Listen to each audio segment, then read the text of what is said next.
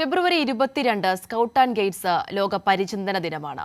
Scout and ഗൈഡ്സിന്റെ ദേശീയ ഉത്തരവാദിത്തത്തിലേക്കെത്തിയ ആദ്യ മലയാളി ഇവിടെ തൃശൂരുണ്ട്. Doctor EU Rajan.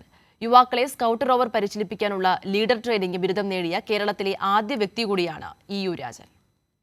Scout and guides പ്രവർത്തനങ്ങൾക്ക് ദേശീയ തലത്തിൽ തന്നെ നിരവധി പുരസ്കാരങ്ങൾ ലഭിച്ച വ്യക്തിയാണ് ഡോക്ടർ EU രാജൻ.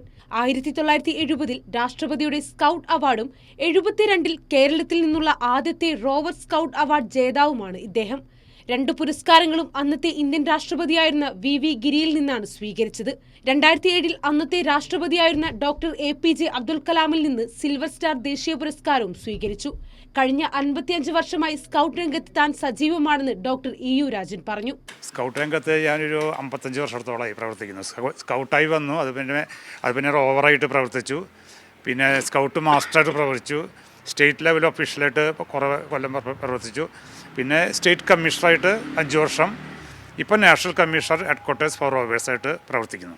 ഏതു പ്രായത്തിലുള്ളവർക്കും സ്കൗട്ടിന്റെ ഭാഗമാകാം എന്നും അദ്ദേഹം പറഞ്ഞു. 5 വയസ്സിന് താഴെയുള്ള കുട്ടികളെ ബണ്ണീസ് എന്ന് പറയും. ഈ LKG UKG ഉള്ള കുട്ടികളെ ബണ്ണീസ്. അതിനുശേഷം 5 വയസ്സ് തൊട്ട് 10 വയസ്സുള്ള കുട്ടികളെ കബ്ബ് ബുൾബുൾ എന്ന് പറയും. അതിനുശേഷം 10 വയസ്സ് മുതൽ 18 വയസ്സുള്ള കുട്ടികളെ സ്കൗട്ട്സ് ആൻഡ് ഗൈഡ്സ് എന്ന് പറയും.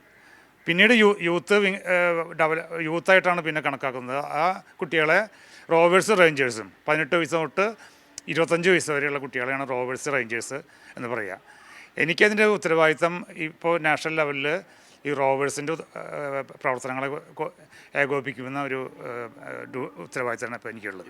കേരള കാർഷിക സർവകലാശാല മുൻ ഡയറക്ടർ കൂടിയായ ഇദ്ദേഹത്തിന് സ്കൗട്ട് പ്രസ്ഥാനത്തിന്റെ പരമോന്നത ബഹുമതിയായ സിൽവർ എലിഫന്റ് അവാർഡ് 2015 ലഭിച്ചിട്ടുണ്ട്.